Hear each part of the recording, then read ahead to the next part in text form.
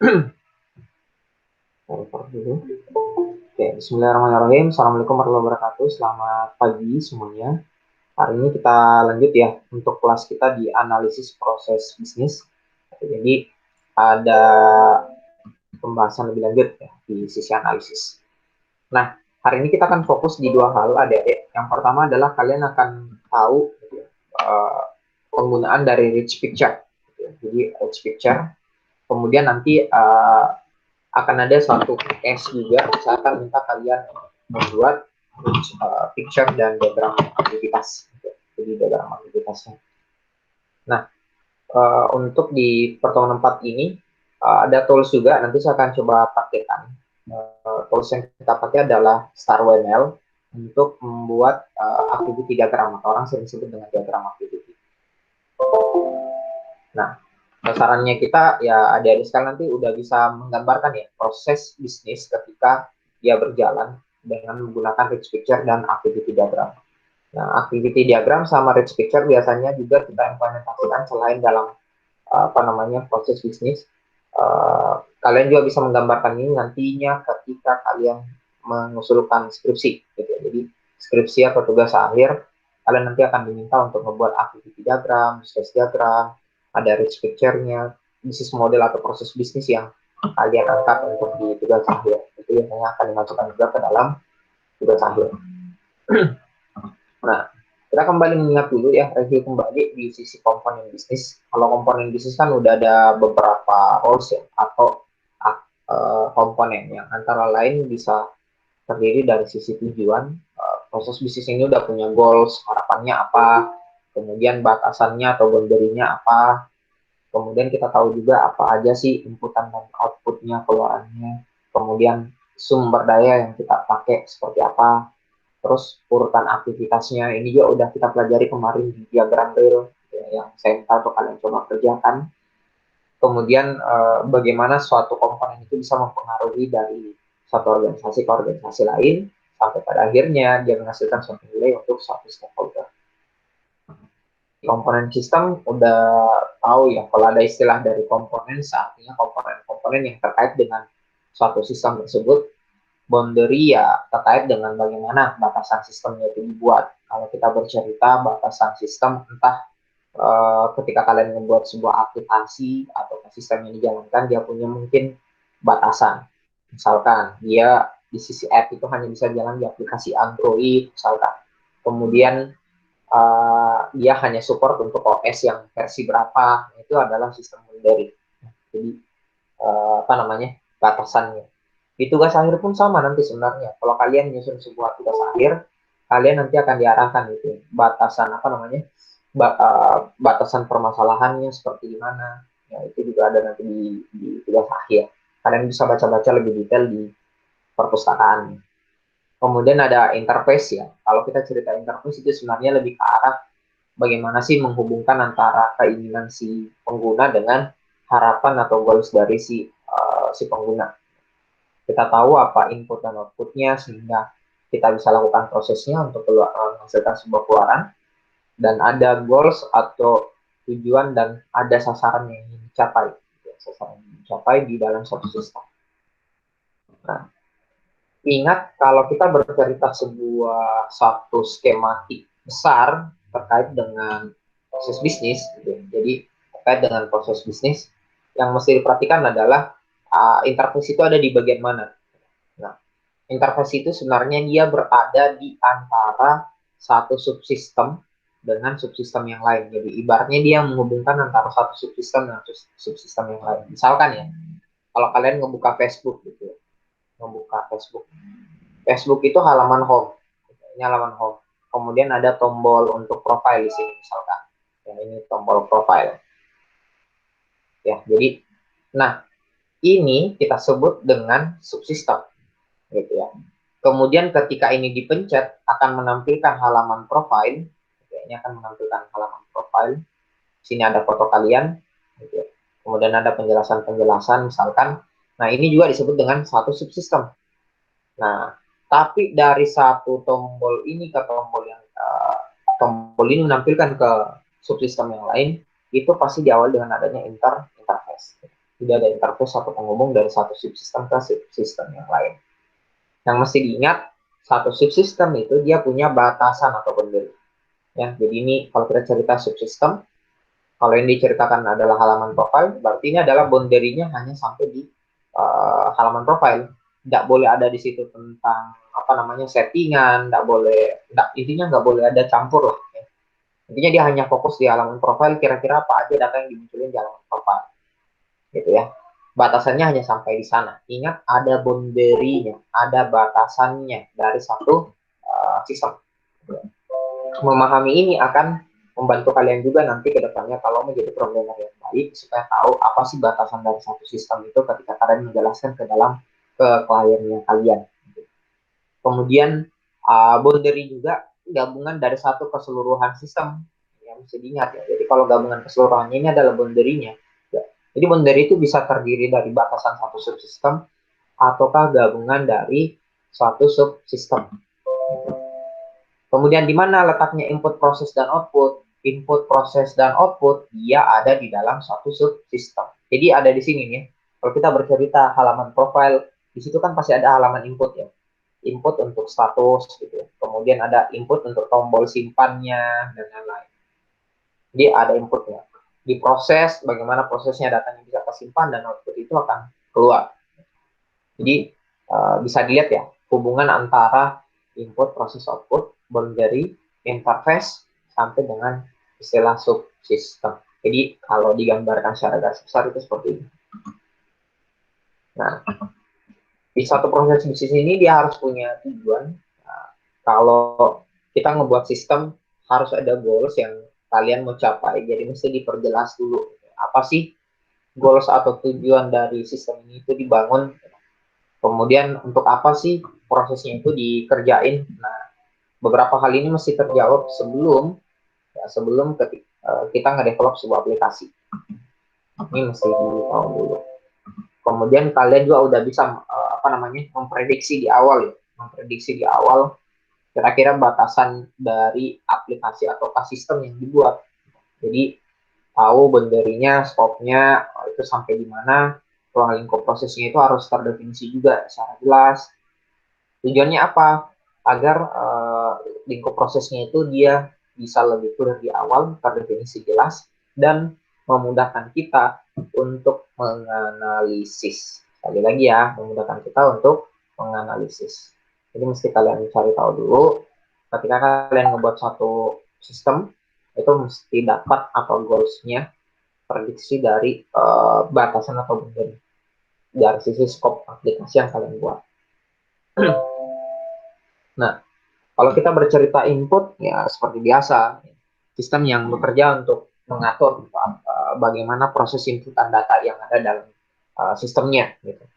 Input itu sangat banyak, bisa berupa dari data keyboard, gitu, bisa berupa gambar, bisa berupa suara, bisa berupa juga inputan data dari kertas atau hasil scanning, sinyal data, apapun lah ya yang kalian pakai media lain menjadi satu modul proses input. Mouse itu kan juga input, keyboard juga proses input, kemudian data dari kamera apakah itu juga input. Nah, baru berpikir nanti proses dan outputnya. Nah, kalau output itu apa aja? Nah, output itu bisa output itu adalah hasil dari suatu prosesnya input gitu ya. Jadi proses yang kita kelola dalam satu pemrograman di komputer. Gitu. Ada proses dari satu komputer di mana output itu bisa keluar ada beberapa media. Pertama bisa berupa sinyal, ada kertas, ada gambar, ada grafik, sama ya. Bisa juga berupa report dan lain-lain. Ini adalah semua bentukan output. Fokusnya adalah ada informasi yang berguna bagi si pengguna. Intinya ada beberapa media yang bisa dikeluarkan, kemudian ada hasilnya dan bisa kita dapat masukkan datanya. Nah, bagaimana dengan sumber dayanya? Kalau kita cerita dengan sumber daya, ketika masuk di proses bisnis ada beberapa hal. Jadi manusia itu kita kategorikan sebagai sumber daya. Jadi, kenapa? Karena manusia itu yang akan melakukan melakukan suatu proses penggunaan sistem, kemudian sistem itu akan ngebaca gitu. Namun pada hari ini pun sebenarnya udah mulai tergeser dengan adanya namanya artificial intelligence, di mana data itu mesin itu belajar. Jadi mesin itu belajar, kemudian manusia ini lebih dimudahkan sebenarnya. Kemudian sumber daya itu bisa juga berupa perangkat keras. Kalian bisa lihat yang sehari-hari ada ya, kalian pakai ada mouse, ada keyboard, ada apa namanya, beberapa media yang bisa kelihatan model fisiknya. Kemudian ada perangkat lunak. Nah, perangkat lunak seperti biasa, entah kalian pakai software untuk pengolahan kata, macam Word, Excel, dan lain-lain adalah sumber dayanya kita. Atau kalian ngebuat sebuah aplikasi dari basis pemrograman pakai tools, IDEA tools-nya. Nah, itu bisa terhitung juga sebagai sumber daya. Ataukah bagaimana ketika mereka berkomunikasi dari jaringan, itu juga sumber daya. Nah, ingat sumber daya yang paling utama itu adalah data ya. Kenapa? Karena data tersebut itu yang akan kita olah, kemudian nanti akan menghasilkan suatu model informasi yang bermanfaat untuk dalam suatu proses bisnis. Jadi kalian tahu goals-nya tadi apa, kemudian kalian coba pikirkan apa aja yang terkait dengan data tersebut. Nah, yang mesti diingat dalam satu proses bisnis itu adalah kadang suatu fitur atau suatu output itu bisa keluar kalau aktivitasnya itu sudah dilakukan sesuai dengan urutan. Jadi ketika kalian membuat suatu sistem, kalian harus menganalisis proses bisnisnya. Jadi proses bisnis itu bisa jadi terdiri dari aktivitas yang dia terurut gitu ya. Jadi berurut sesuai waktu dengan ruangnya. Bahkan biasanya kalau kalian ngerjain aplikasi gitu ya, di beberapa perusahaan ya, gambaran aja, biasanya mereka udah punya SOP gitu. Jadi ada satu standar operasional prosedur gitu, yang bisa kita manfaatkan dan bisa kita kita olah, kita olah dan dia bisa dipakai untuk kegiatan. Nah, ini aktivitasnya. Jadi kalau kalian perhatikan di layar kalian, A5 ini bisa selesai ketika A4, A3, A2, dan A1 itu selesai. Iya, bisa diingat ya. A2 ini bisa selesai kalau A1 selesai. A3 ini bisa selesai kalau A2 ini selesai dan A1 itu selesai. Jadi bisa diingat ya. Jadi untuk mendapatkan satu proses aktivitas yang ke-5 misalkan, kita mesti selesaikan dulu A1, A2, A3, dan A4. Apapun ya, misalkan kalian ngebuat suatu aplikasi, contoh ya, saya ngebuat aplikasi report untuk mahasiswa, proses belajarnya mahasiswa atau IPK-nya, IPK-nya mahasiswa. Oke, berarti apa yang prosesnya mesti selesai dulu? Pertama adalah proses untuk ujiannya, gitu ya, proses ujiannya. Apalagi yang kedua adalah proses dari dosen itu menilai, gitu ya, menilai ya, dosennya menilai. Terus yang terakhir proses di mana dosen menyebutkan nilai IPK-nya. Nilai IPK-nya. Jadi bisa dilihat ada 1, ada 2, ada 3. Ini mesti selesai dulu, baru nanti bisa dikeluarin IPK. Makanya biasa kalau kalian minta KHS sama dosennya ya, kartu hasil studinya kalian, untuk melihat IPK terakhir kalian. Biasanya kan pembimbing itu masih menunggu nilai. Gitu ya. Jadi dosen itu pembimbing kalian nggak bisa langsung ngasih nilai KHS kalian. Kenapa? Karena masih nungguin data dari beberapa dosen. Nah, ingat bahwa kalau kita masuk dalam satu proses bisnis bisa jadi akan melibatkan dari satu unit, ya, lebih dari satu unit. Jadi ada satu unit yang mesti dikerjakan bersamaan dengan unit yang lain untuk menghasilkan satu output, gitu ya, satu organisasi. Gitu. Nah, di satu proses ini bisa jadi dia akan melibatkan unit-unit yang saling kerjasama dan berinteraksi, tujuannya sama, gitu ya. Jadi akan menghasilkan suatu nilai atau output. Kalau kita cerita tadi macam kayak IPK, gitu ya. IPK itu kan kita udah bisa ngeliat, udah bisa nilai juga. Kira-kira untuk menghasilkan IPK apa aja tuh yang dibutuhin? Oke, yang dibutuhin itu ternyata harus ada harus ada dulu ujian yang udah selesai apa aja. Terus harus collect dulu data-data dari dosen. Nah, collect data dosen, Itu bisa dilakukan bersamaan misalkan. Tapi unit yang mesti selesai ada 2 tadi ya. Jadi itu udah melibatkan lebih dari 2 organisasi. Kalau di kampus kita bisa bercerita nilai IPK kalian yang terakhir itu harus ada koordinasi antara dosen sama prodi. Gitu. Jadi antara dosen, prodi, kemudian staff yang akan menghitung nilai kalian yang masuk. Nah, untuk menggambarkan proses bisnis sebenarnya selain menggunakan diagram Prio, kita juga bisa memanfaatkan beberapa sampel. Contohnya adalah rich picture. Bisa dilihat ya, rich picture. Apa itu rich picture? Rich picture itu beberapa tools ataukah gambaran yang membantu kita, gitu ya, membantu kita menceritakan proses bisnis. Gitu. Jadi menggunakan apa? Menggunakan gambar, kemudian ada alur prosesnya. Ini sangat baik untuk menjelaskan proses itu ketika dia berlangsung. Ya, jadi ada satu data, kelihatan alurnya apa dengan apa mesti kelar. Kemudian setiap satu kegiatan itu bisa kita wakilkan dengan satu gambar. Jadi diingat ya, ketika kalian nanti, karena nanti saya akan minta kalian ngebuat rich picture, jadi rich picture. Kemudian setiap satu proses itu atau kegiatan itu bisa kalian gambarkan dengan satu gambar. Nah, yang mesti diingat juga kalau kita ngegambar suatu rich picture dalam proses bisnis, itu harus diingat urutannya. Ingat ya, saya diingat dulu urutannya. Jadi tahu urutannya apa, ini seperti apa, kemudian perpindahan dari satu aktivitas ke aktivitas yang lain itu menggunakan panah, tanda panah.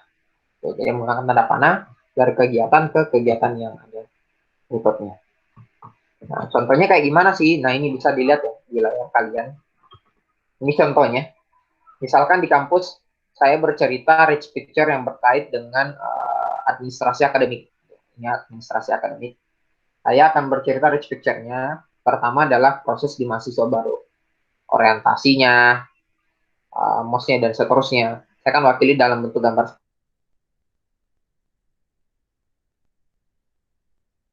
seperti ini. Kemudian itu akan melakukan registrasi. Gitu ya. Saya akan wakili dengan menggunakan gambar berikut. Ya. Kemudian selanjutnya saya akan proses data IDM IDC-nya seperti ini. Wait, saya angkat telepon dulu ya.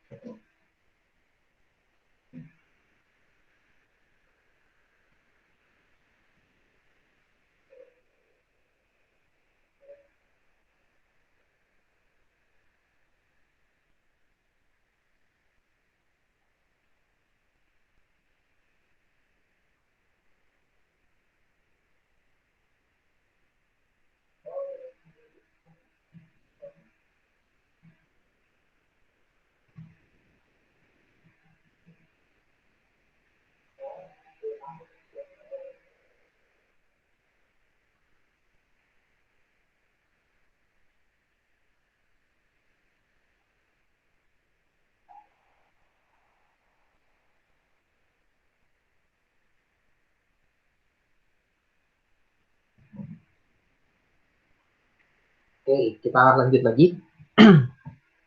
Jadi rich picture atau kegiatan masing-masing itu bisa diwakilin dengan satu gambar ya. Tadi udah masuk di proses data di IDM untuk administrasi ya. Nah, misalkan data itu data collect, kemudian ada registrasi data administrasi. Nah, kalau mahasiswa lama itu tetap akan melakukan registrasi administrasi. Jadi tapi mereka langsung masuk di registrasi administrasi, tidak lagi masuk di proses IDM IDC tadi. Jadi untuk memisahkan antara mahasiswa baru dengan mahasiswa lama. Gitu ya.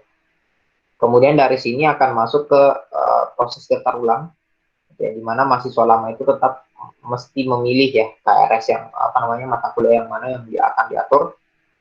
Ketika mereka udah proses daftar ulang, kita akan bisa ngelihat yang mana mahasiswa yang keluarannya ada dua ya. Ada mahasiswa yang tidak terdaftar dalam sistem, bisa jadi ada proses registrasi akademik yang mesti dicek kembali. Setelah di set, diatur gitu. Inti puncak itu ada di sini. Jadi ada prosesnya yang detail, clear, ngecek lagi ruangan, ngecek lagi apa namanya ketersediaan dosennya, barulah nantinya akan tersedia perkuliahannya. Jadi bisa dilihat ya, satu proses ini ya. Jadi satu kegiatan itu kita wakili dengan satu gambar. Contoh yang lain lanjutannya misalkan ya, misalkan udah jalan perkuliahan nih, kemudian kita akan masuk di proses namanya penilaian dan evaluasi. Jadi kampus kan ada penilaiannya, ada evaluasinya, bagaimana sih mahasiswanya, apakah dia nilainya bermasalah atau enggak. Nah, keluarnya pun ada 3 gitu. Pertama, kalau mahasiswanya nggak pernah datang kampus, gitu, dia mungkin akan masuk di putus studi atau kita istilahkan dengan drop out, gitu ya. Kemudian kita mesti cetak dulu ketika dia di DO, mesti ada surat resminya ya, dokumen resmi untuk penunjang kalau mahasiswa itu di DO. Kemudian registrasi data yang lain lagi untuk proses bisnis, misalkan setelah evaluasi itu bisa jadi mahasiswa lama ini sudah selesai dan bisa melanjutkan studi ke registrasi administrasi.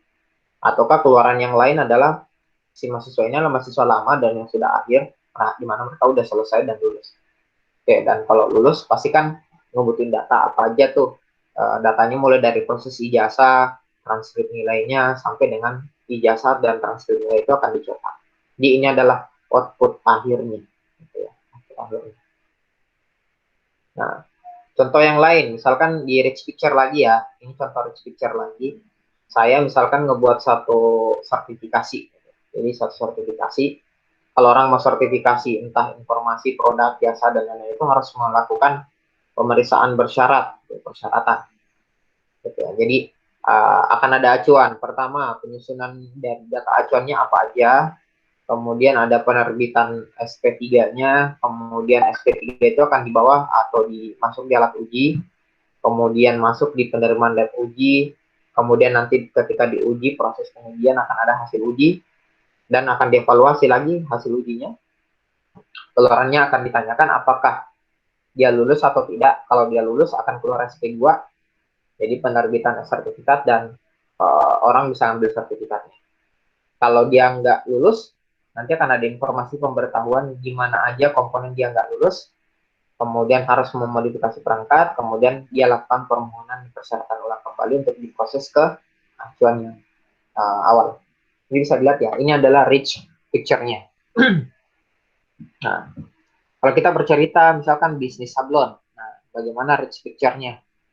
Kalau sablon kan orang kasih dulu gambarnya yang mana untuk dimasukkan ke dalam baju. Kemudian ada scannernya. Kemudian masuk di proses editing. Nah, sebelum itu bisa juga sebelum masuk di proses editing ada juga gambar yang hasil dari mana? Hasil dari kamera. Kemudian kita masuk di printingnya, ada 2 model. Kalian mau tempelkan ke misalkan mug, gitu ya, mug ataukah piring, bisa nanti dicetaknya pakai plat. Outputnya adalah pottery plates. Kalau kita mencetaknya pakai di apa namanya di mug atau gelas, nah kita pakainya mug press. Kalau kita atur misalkan pakainya adalah pakaian, ya pakainya adalah clamshell press. Gitu. Makanya keluarnya nanti akan ke pakaian. Kurang lebih seperti ini ya. Jadi ini contoh rich picture gitu ya, untuk production process di sablon. Contoh yang lain, misalkan kayak gini, saya bercerita mengenai data reporting. Gitu. Jadi kita dapat reporting data yang sifatnya manual dari kertas, kita riset dari internet, ada data trainingnya, ada data collectionnya, ada submissionnya, ada validationnya, ada QA/QC-nya, FTA approval, database-nya keluar, appointment dari UEF, dan sampai akhirnya kita bisa nge-publish datanya. Gitu. Jadi ada publishing untuk datanya. Nah, jadi kurang lebih seperti itu ya. Kurang lebih seperti itu untuk contoh 4. Contoh yang kelima, rich picture. Ingat ya, saya kasihkan banyak contoh sampel biar kalian lebih memahami, gitu ya. Jadi terkait dengan kasus selalu ingat saja, ya, satu kegiatan itu diwakili dengan satu gambar. Ini rich picture. Kemudian kalau ada 2 keluaran, contoh ini lebih dari 1 keluaran ya. Bisa jadi juga ada lebih 1 inputan. Ini contoh lebih dari 1 inputan. Contoh yang kelima, contoh modelnya kayak proses belajar gitu. Jadi ada board of governors, kemudian ada head teacher, kemudian ada proses demand untuk kurikulum diatur sama teachernya, kemudian mereka mengajar, kemudian mereka belajar, kemudian orang tua ini bisa konsultasi ke guru, kemudian guru ini bisa menghasilkan nilai yang bisa dilihat sama si anak-anak. Contohnya kayak gini. Contoh ke-6 bisa juga modelnya kayak gini. Gitu ya. Ini model gambaran kasar, intinya adalah proses itu apakah bisa berupa kayak mesti gambar yang full kayak tadi? Enggak. Prosesnya bisa kalian gambarkan juga macam stickman. Nah ini stickman modelnya ya. Dari gambar-gambar stick orang gitu yang bisa kalian masukkan ke dalam sistem. Nah, contoh ke-7 bisa juga gambar yang diwakilin dalam satu bisnis proses, misalkan kayak gini. Nah, ini contoh kalau data itu kita mau masukin ke Kopertis. Jadi data dari PT atau perguruan tinggi masuk ke komputer dikti, diproses oleh dikti, baru nanti akan keluar evaluasi, baru nanti akan disampaikan melalui ini contohnya. Atau kita servis barang, yang memperbaiki barang. Ya, seperti biasa, customer itu datang bawa barangnya, diterima oleh CS gitu ya, diterima oleh CS. Kemudian CS ini akan meneruskan ke bagian teknisi. Teknisi akan melakukan proses pengecekan dan perbaikan. Ketika sudah selesai akan dikasih lagi, kemudian dikasihkan ke bagian CS. CS lagi akan memberikan kepada customer. Ini bisa dilihat ya. Ini contoh rich picture juga untuk servis barang. Dari sini nanti akan belajar nih.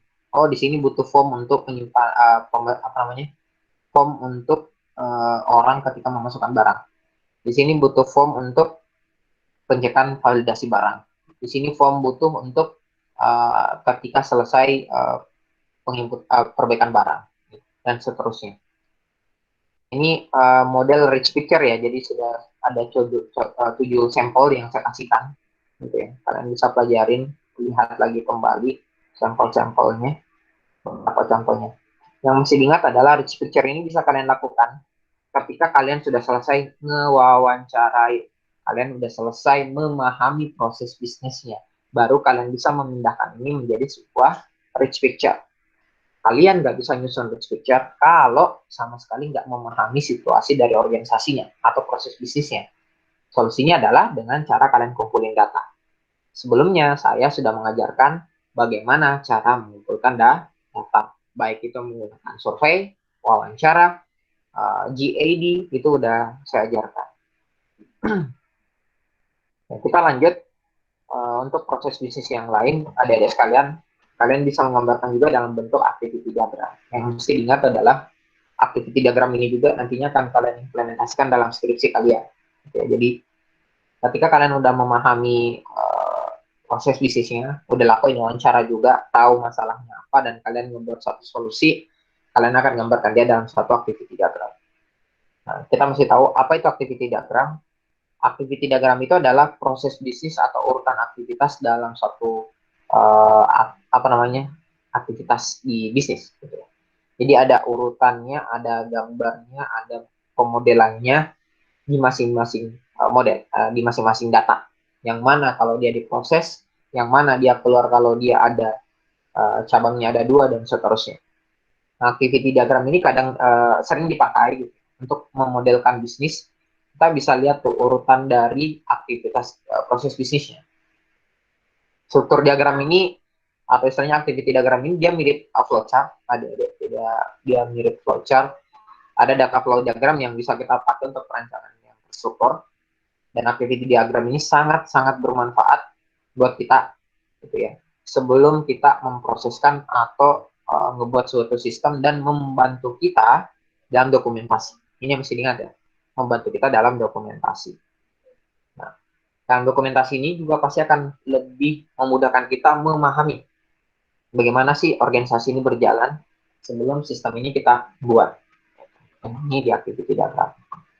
Nah, simbol-simbolnya ada beberapa, silahkan diingat dengan baik ya. Jangan sampai nanti kalian nulis skripsi nggak tahu cara bikin activity diagram. Dan ini sudah dipakai juga di skripsi yang lain. Nah, sebelumnya mungkin udah pernah diajarkan, gitu. Tapi saya coba ulik lagi kalau sebelumnya udah pernah diajarkan seperti ini. Dia ada simbolnya. Kalau dia lingkaran penuh, ini artinya adalah titik start atau titik awal ya. Mesti diingat nah. Kemudian ada titik setengah penuh, ini disebut dengan endpoint. Ada lingkaran bujur sangkar seperti ini disebut dengan aktivitasnya apa aja. Kemudian kalau ada inputan 1 menghasilkan 2 disebut dengan percabangan. Ada inputan 2 menuju 1 itu disebut dengan merge atau join. Kemudian ada belah ketupat, itu kita sebut dengan decision atau split merge. Kemudian ada swim line, ini mengelompokkan aktivitas. Nah, jadi ada swim line terbagi dua, ada swim line yang horizontal dan swim line yang sifatnya vertikal. Nanti kita lihat ya. Nah, kita bahas satu-satu. Satu proses bisnis itu selalu diawali dengan aktivitas start. Jadi kalau awal penelusuran diawali dengan lingkar penuh, diakhiri dengan simbol penelusuran itu dengan hampir penuh. Nah, ingat sebuah aktiviti itu hanya boleh memakai satu simbol penelusuran, namun boleh memakai lebih dari satu simbol penelusuran. Sekali lagi ini mesti diingat ya, jangan sampai titik start kalian itu ada banyak, gitu ya. Ini yang mesti diingat, tidak boleh. Hanya boleh ada satu titik awal dan bisa jadi kalian memiliki simbol begini itu lebih dari satu. Contohnya kayak gimana? Contohnya kayak gini. Misalkan ya, saya bercerita titik awal, titik akhir. Ya. Nah, di sini pun ada penjelasan. Dia tidak ada keterangan pertanyaan pada tengah belah ketupat seperti flowchart kayak gini, gitu ya. Kemudian aktiviti itu hanya bisa punya satu alur, jadi punya satu alur masuk dan satu keluar, sehingga ada pemisahan atau split. Nah, kemudian ada merge digambarkan dengan memanfaatkan simbol yang sama, yaitu belah ketupat seperti ini. Saya dilihat ya, contohnya kayak gini. Kita ada proses activity di masuk kelas. Setelah itu ketika kalian ini lagi ujian ya, ini contoh ujian. Kemudian kalian akan terima soal. Nah, dari sini ada merge gitu ya. Kalau merge itu ada proses di mana dua inputan itu masuk. Dua inputan itu masuk seperti ini. Bisa digambarkan dengan gambar belah ketupat. Belah ketupat itu bisa jadi juga suatu kondisi ya. Ntar kita lihat.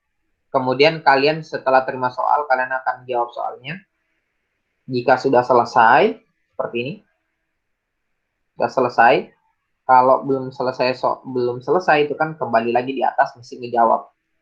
Kalau udah selesai, kita akan ngumpulin jawaban. Gitu ya. Kalau kumpulin jawabannya sudah, kemudian kita akan keluar dan pada akhirnya prosesnya selesai. Begini alur aktivitas di dalam ujian. Ya. Nah, selanjutnya ada tanda seperti ini ya. Ada lambang kayak gini ke atas, itu guard. Artinya apa? Kondisi yang benar sewaktu melewati sebuah transisi. Jadi biasanya dilambangkan antara tanda buka seperti ini. Nah, kemudian setiap transisi atau decision point itu harus punya guard.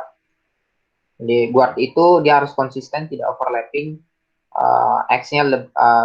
Nilai X itu bisa jadi lebih kecil dari 0, X sama dengan 0, X lebih besar dari 0, ini konsisten. Gitu ya. Yang tidak konsisten itu macam kayak gini nih. X itu bisa jadi lebih kecil atau sama dengan 0, atau X itu bisa jadi lebih besar atau sama dengan 0. Ini tidak konsisten, gitu ya. Jadi, nggak bisa pakai guard. Guard juga harus lengkap logikanya. Ya, contohnya kayak gimana? Misalnya kayak gini, kalau dia X-nya lebih kecil dari 0, X lebih besar dari 0, bagaimana kalau dia kondisinya X sama dengan 0? Ini kan nggak masuk ya. Ini nggak masuk, dia 0 itu nggak masuk di dalam lebih kecil dari 0 dan lebih besar dari 0. Jadi pertanyaan bagaimana kalau X-nya sama dengan 0? Itu harus disiapin juga kondisi logisnya. Kita bisa gunakan otherwise guard untuk tanggap satu kondisi yang belum terdeteksi. Jadi ada tanda kayak gini, X sama dengan 0. Ini artinya guard. Kemudian ada tanda lagi fork dan join. Fork dan join, ini fork. Kalau kalian perhatikan ada satu inputan yang masuk, kemudian dia keluar dua. Ini disebut dengan istilah fork. Gitu ya. Kemudian join, kalau ada inputannya dua, gitu ya, inputannya dua, keluarannya satu. Kalau for inputannya satu, keluarannya ada dua. Itu saja sih beda. Jadi contohnya kayak gini ya. Misalkan ada proses untuk penerimaan pesanan. Gitu. Kita terima prosesnya, sudah diterima. Kemudian keluarannya akan ada dua dong. Pertama, kita akan membuat proses bagaimana kwitansi dibikin sampai dengan barang itu dibungkus dengan baik. Setelah itu akan kita join kwitansi dan bungkus barang, dan kita bisa kasihkan kwitansi dan barang yang udah dibungkus ini ke pelanggannya, atau udah masuk ke serahkan pesanannya dan masuk ke proses end. Ingat, kalau for dia gambarkan aliran proses ini gitu ya, atau aliran ini bisa menghasilkan dua atau lebih aktivitas ya.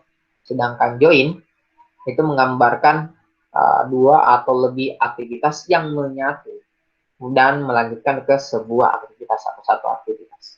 Ini for dan join. Oke, kita lanjut swimlane. Swimlane itu apa? Swimlane ini bagaimana kalian kelompokkan itu aktivitinya berdasarkan aktor. Oke. Nah, aktor ini bisa aktor itu siapa? Aktor itu orang. Aktor itu bisa jadi third party aplikasi itu masuk ya. Nah, aktor itu biasanya kita lambangkan dengan orang macam stick figure pada use case diagram. Kemudian setelah masuk kita akan kasih pengelompokan dengan apa? Pakainya swimlane. Kayak gini. Itu ya. Kemudian swimlane itu bisa digambarkan sekali lagi tadi sudah saya sampaikan, bisa berupa vertikal, bisa juga horizontal, tergantung dari kebutuhan kalian menggambarkan suatu proses bisnis. Gitu. Nah, selanjutnya ada konektor. Konektor ini artinya apa? Misalkan kertas kalian ini sempit, gitu. Saya bilang kertasnya kalian itu sempit dan dia mesti lompat ke halaman yang berbeda. Contohnya kayak gimana? Contohnya kayak gini nih. Ini contohnya swimlane ya, adik-adik. Ini yang kotak begini turun, ini swimlane.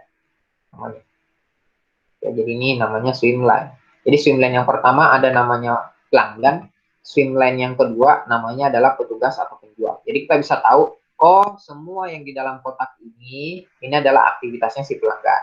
Oh semua yang ada dalam kotak yang ini itu adalah aktivitasnya si penjual. Bisa dilihat ya. Nah, contoh kayak gini ya. Jadi pelanggan itu melakukan proses permintaan obat. Petugas penjual akan mencari obatnya. Jika obatnya ada, dia akan kasihkan obatnya dan pelanggan ini akan terima obat. Kalau obatnya nggak ada, mereka akan dites lagi obat yang lain. Gitu ya. Kalau obat si usersnya mau ambil obat yang lain, nggak apa-apa. Berarti kita lompatkan lagi masuk ke konektor Z. Nanti dia akan lompat ke aktivitas yang berbeda. Nah, baru dia selesai. Kita lihat ya, satu start itu bisa jadi memiliki lebih dari satu end. Kita lihat. Kemudian menghubungkan dari setiap decision itu bisa pakai dengan konektor. Konektor ini artinya akan keluar dan masuk ke activity yang berbeda untuk digambarkan di kertas yang berbeda. Ingat, konektor itu berbentuk lingkaran dengan nama label. Jadi kalau kita kasih konektor Z, nantinya akan ada penjelasan dia akan connect ke activity Z. Ingat, sebuah konektor itu juga dia punya label tertentu dan harus berpasangan dengan label yang sama di activity diagram yang sama. Ketika kita taruh activity yang sudah tidak bisa memadai, kalian bisa pecah dia ke halaman yang lain dengan konektor. Intinya tadi ya, kalau kita gambarin ini nggak muat dalam satu kertas, ya udah pakai aja halaman baru. Gitu. Ambil lagi kertas, gambar lagi di kertas yang berbeda, namun kasih konektor. Nah, saya coba ceritakan contoh case diagram activity yang lengkap. Gitu ya. Ini contohnya penarikan uang melalui ATM. Gitu ya. Jadi ini diagram activity dari ATM. Saya akan bikin aktornya apa aja. Aktornya ada customer, aktornya ada ATM, aktornya ada bank. Masing-masing kita akan kelompokkan dengan swimline. Ini swimline jadi vertikal turun ke bawah, gitu. Kotak-kotak ini. Gitu ya. Jadi swimline untuk customer. Akan start.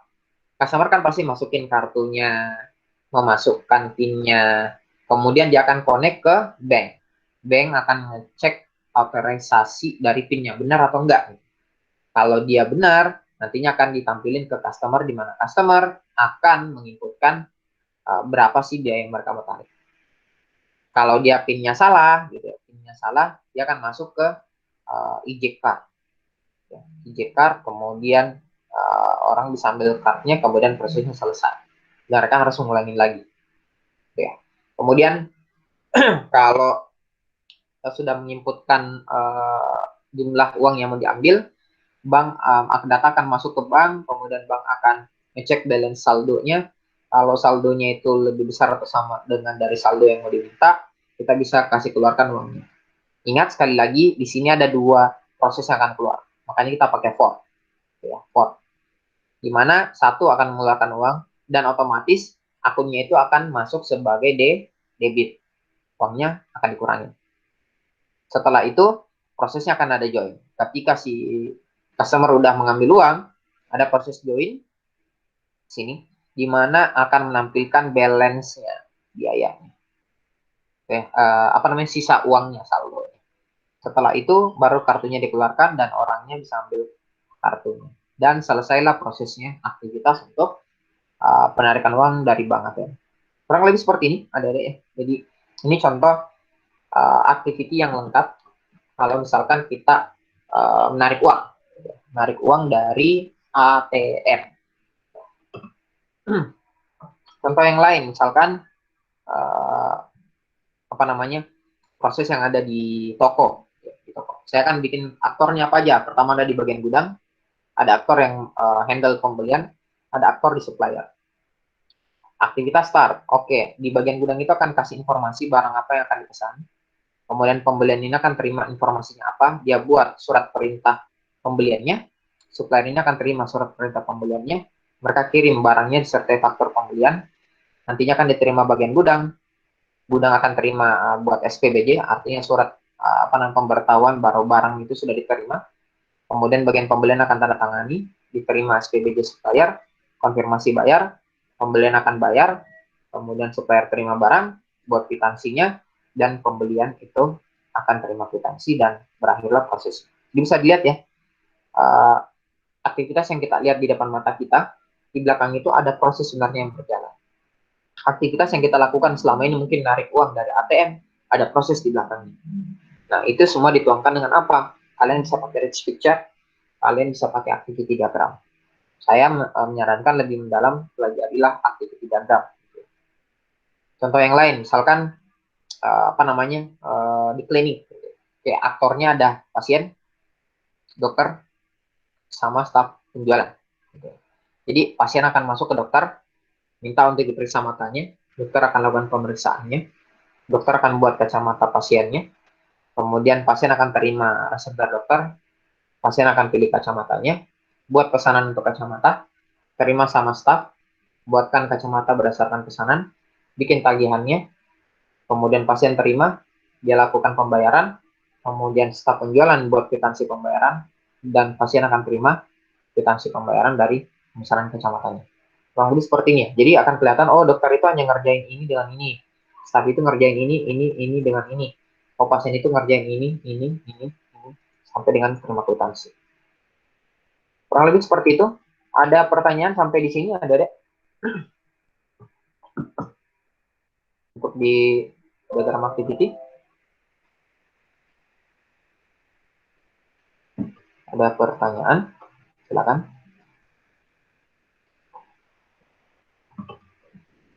Ada? Enggak ada. Oke, kalau tidak ada, saya lanjut. Jadi, saya minta kalian untuk ngebuat satu activity diagram. Jadi, activity diagram ini berdasarkan satu kasus. Ini ada kasusnya seperti ini.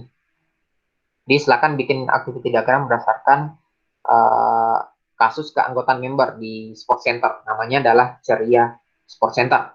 Gitu. Ceria Sport Center ini prosedurnya mulai dari pendaftaran membernya, kemudian ada pembayaran dendanya, kemudian pembayaran bulanan, sampai dengan pembuatan laporan. Saya minta kalian silahkan bikinkan diagram activity-nya berdasarkan prosedur yang ada dari kasus berikut.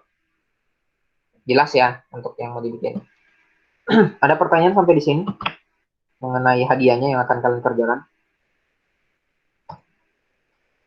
untuk activity ya. Nah, Itu silakan kalian kerjakan, nanti kalian kumpulkan ke dalam Classroom. Nah, bagaimana dengan toolsnya, adik-adik? Toolsnya saya coba share layar lagi. Kalian bisa pakai apa namanya StarWML. Gitu. Ini contohnya bisa pakai StarWML. Contohnya ya, jadi StarWML. Ini bisa di-download, ada di Google kok, tinggal di googling aja StarWML. Ini sangat mudah, memudahkan kita untuk ngebuat apa namanya use case. Ada juga activity diagram online. Diagram online. Ini banyak, ada bisa pakai Atlassian, Kerkly.com, gitu.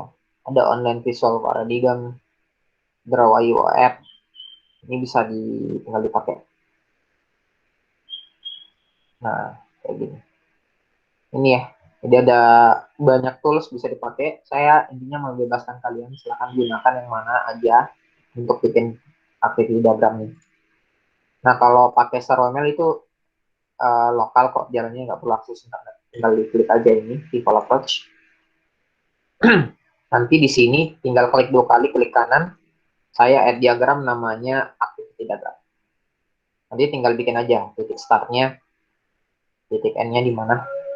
Kemudian tinggal nulisin aja apa aja aktivitinya. Gitu ya. Contoh gini, beli barang. Gitu ya. Kemudian ada lagi aktivitinya, terima pesanan. Ya. Nah, Simline itu ada di sini, tinggal diklik aja, bisa dikasih masuk. Ya. Simline. Ada Simline lagi satu, bisa dikasih masuk kayak gini. Nah, gampang ya. Jadi kita nggak perlu bikin di Word manual, bikin tabel lagi, tarik, intaran. Itu cukup menguras tenaga. Kita tinggal pakai aja tools yang ini. Terus menghubungkan antar satu activity itu bisa pakai transition. Ya. Ini tinggal diklik tahan ke sini, ini otomatis. Transition diklik tahan sampai ke sini juga otomatis. Kurang lebih seperti ini. Silahkan dibuat. Jangan lupa kasih penamaan di swimline, tinggal diklik 2 kali. Misalkan ini namanya. Ini dokter. Contoh. Ini ya, sampelnya pakai StarWML. Cari aja di Google, ini gratis. Ya, kita nggak ngebajak. Kurang lebih seperti itu, adik-adik. Ada pertanyaan terkait dengan ngebuat apa namanya activity diagram? Silakan.